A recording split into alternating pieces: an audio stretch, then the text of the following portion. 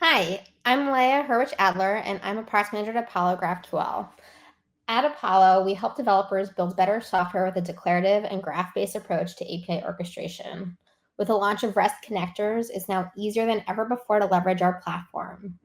We also launched an MCP server last week so people can better integrate AI workloads into their graph. Today, I'll be taking you through how to execute a flawless and high-value technical transformation. Hopefully, over the course of the presentation, you'll learn how technical execution is not the same as business outcomes, how maintained stakeholder buy-in requires strong communication, and how systems that are federated like GraphQL can help you move fast and prepare for your next transformation. So today, to be able to illustrate these points, I'll be talking about two technical transformations that I was involved in.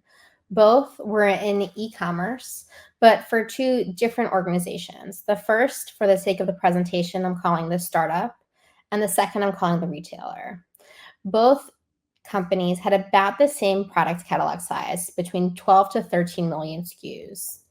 They were very different companies, though. The startup was only 2 years old with 1,000 employees, and the retailer was an order of magnitude older and larger, being a 20-year-old company with over 10,000 employees. The startup, while in e-commerce, positioned itself as a tech company, and the retailer really focused on just being an online retail company. Finally, and probably not surprisingly given its positioning, the startup had infrastructure that was built to scale. It was distributed systems using an event bus architecture, and the retailer had infrastructure built like a workhorse. It was a PHP monolith that had been largely untouched over the 20 years of the company's existence.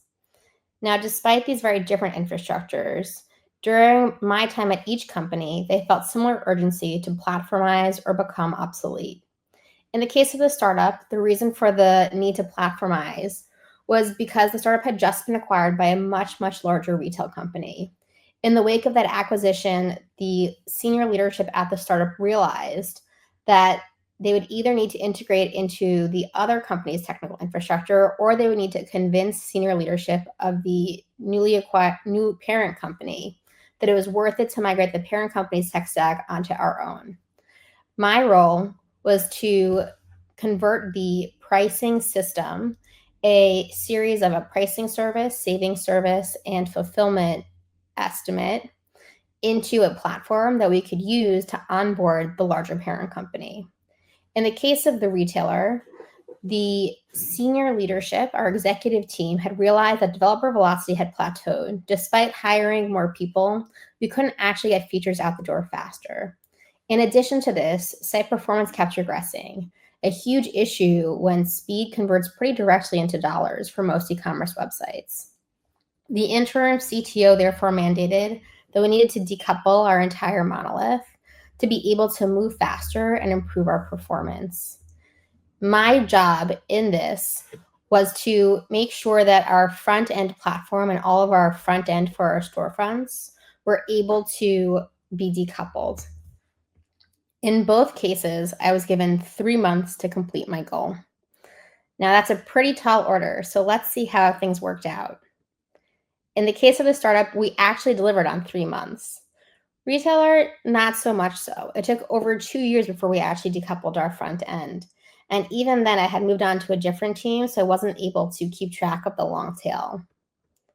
During the rollout, the startup took only 2 days to roll out the entire pricing platform with zero downtime to customers. Given how it was a tier 0 service, this was incredibly important. For the retailer, it took months. We regularly hit error limits and had to pause, address issues before we could continue to roll out new changes to our decoupled front end. Now, if I were to stop the story here, it seems pretty clear that the startup won the technical transformation. The rollout happened on time in a much smoother way with zero impact to customers, which was clearly not the case for the retailer. Despite this, when it came to business value, the retailer knocked the startup out of the water. The startup saw no traction for the platform that we had built, and it was actually left unused. The retailer, however, saw over $5 million of revenue, a 3.6% increase in add to cart rate, a pretty critical metric for e-commerce websites, and over 100 minutes reduction in deploy times. So what happened and what can we learn from these two stories?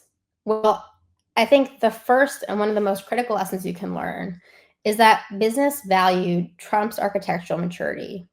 When you're thinking about your own technical transformations, you can think back to the very basic business equation that many of us have seen during case studies, which is that profit for a company is the same as revenue, the amount of money coming in, minus cost, the amount of money going out.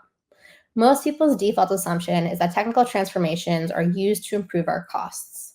Software developers have to build out features, product managers have to build out and contribute to features. And by having better architecture, we can actually reduce costs by building faster.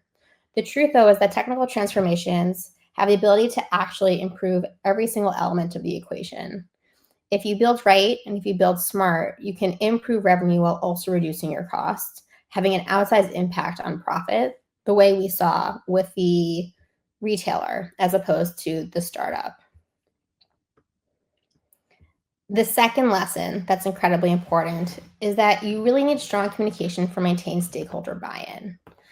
For the startup, despite having an amazing rollout and despite having a really impressive platform we were able to build incredibly quickly, all things considered, leadership just wasn't bought in. We needed stronger communication to make sure that we built traction. And the way to do that is to identify the decision makers, speak to their needs, and build trust over time. So let's go through each story to think about how that played out in each case.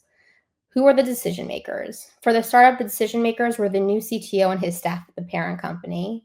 And for the retailer, despite the fact that the order came down from the executive team for us to decouple, it was actually up to organizational leaders to decide when and how they prioritize that work on their roadmaps.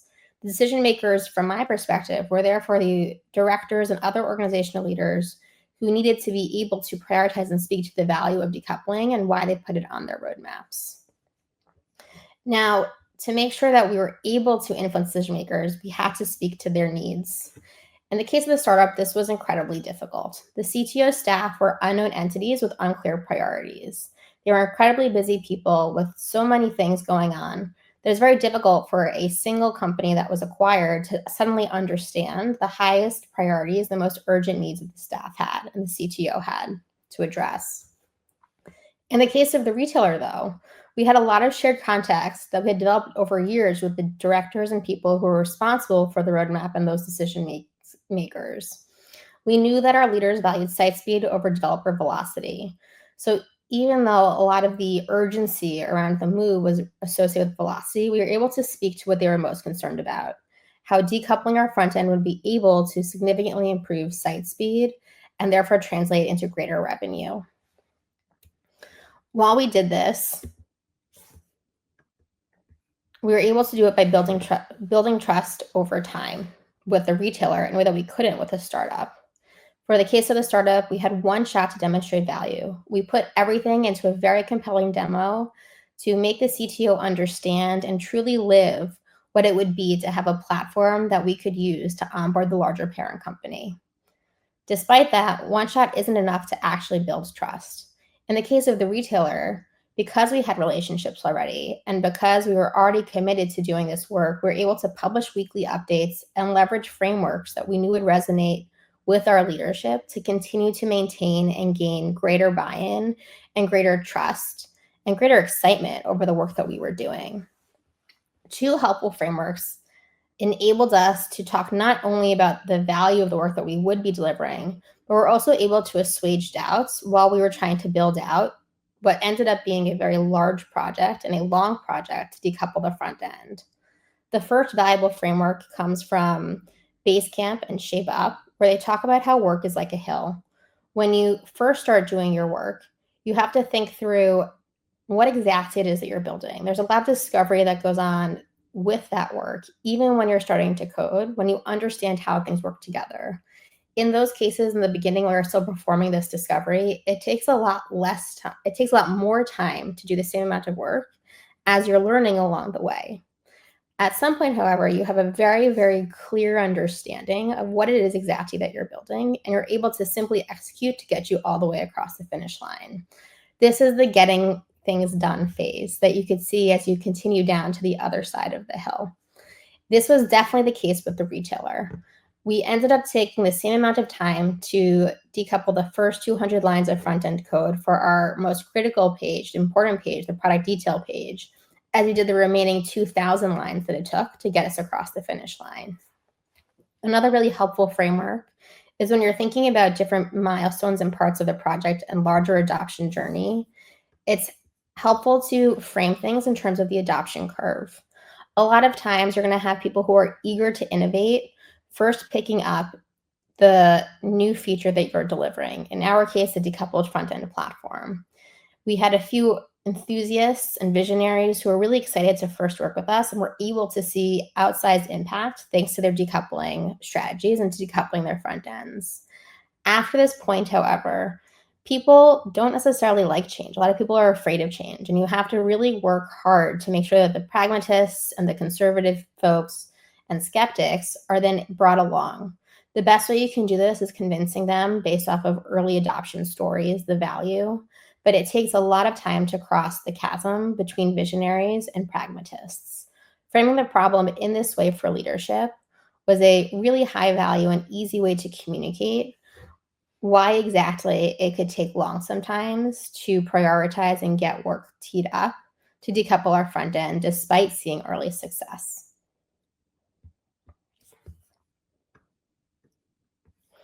Now, while everything up until this point has talked about the value that we were able to drive during our transformation for both the startup and the retailer, one really important point is everything that we did before the transformation that helped make things successful, especially in the case of the startup with the execution. So lesson 3 is that strong foundations and API design enable speed and extensibility.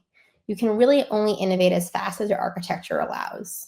In the case of the startup, because we had really modular architecture with microservices and event bus architecture, we're able within the pricing team to parallelize our work stream across 5 different PMs and engineers to make sure that we were able to deliver on time.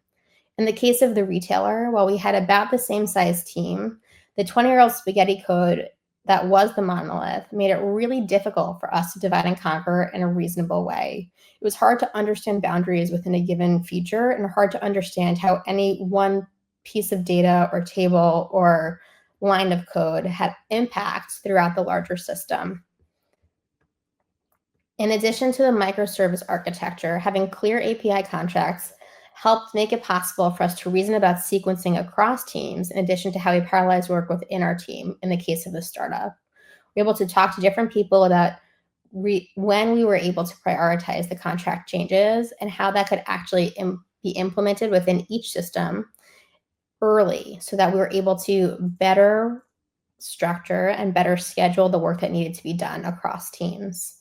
In the case of the retailer, however, no APIs meant no clear dependency map or ownership boundaries. We were never able to actually map out the work completely because it was really very unclear how any given work that we were doing would impact other teams. This is what led to a lot of the starts and stops that we ended up experiencing when we tried to ultimately roll out the code. There were unclear boundaries and unclear contracts, which made it very difficult for us to make sure that we had actually tested all of the edge cases associated with our work. Now that we've understood and we've talked about the lessons that we can learn, looking ahead, GraphQL Federation is a natural choice for driving value and adapting to change, especially in lieu of the need to be able to continue to mature our ecosystem and deliver value faster with fewer resources. In the case of the first lesson, where business value trumps maturity, GraphQL Federation can actually increase revenue by being a very front-end centric language that doesn't overfetch or underfetch. It can also reduce costs through more modular architecture, helping your teams not need to worry about a lot of the things that are outside of the control of their microservices and their ecosystem. GraphQL also can help increase stakeholder buy-in through strong communication. It provides tools, especially when working with tools like Apollo, for insights and governance, as well as schema directives that provide you visibility and control into how you manage your ecosystem and your schema and API contracts. And then finally, When it comes to strong API design that can enable speed and extensibility, this is where federation in particular shines. Federated architectures enable teams to safely, independently evolve their domain on their time in ways that actually resonate with their business stakeholders. So, given this, there's no day like the present to think about how we continue to rapidly change, especially in the face of AI. So I challenge you to think about what you can do to improve your systems and how you can improve your own velocity and improve your own business value based off of your technical architecture. Think through which stakeholders you need to get buy-in for. Make sure you define those domain boundaries and invest in the right level of API orchestration to enable faster feature development while still improving your runtime performance. Finally, once you have the right architecture in place, establish governance and collaboration best practices to continue to move fast while delivering value for your customer. If you have any questions about how Federation is a clear architectural, GraphQL Federation in particular is a clear architecture that can enable these valuable pieces of design, don't hesitate to reach out or learn more at the Apollo website or find me on LinkedIn. Thank you.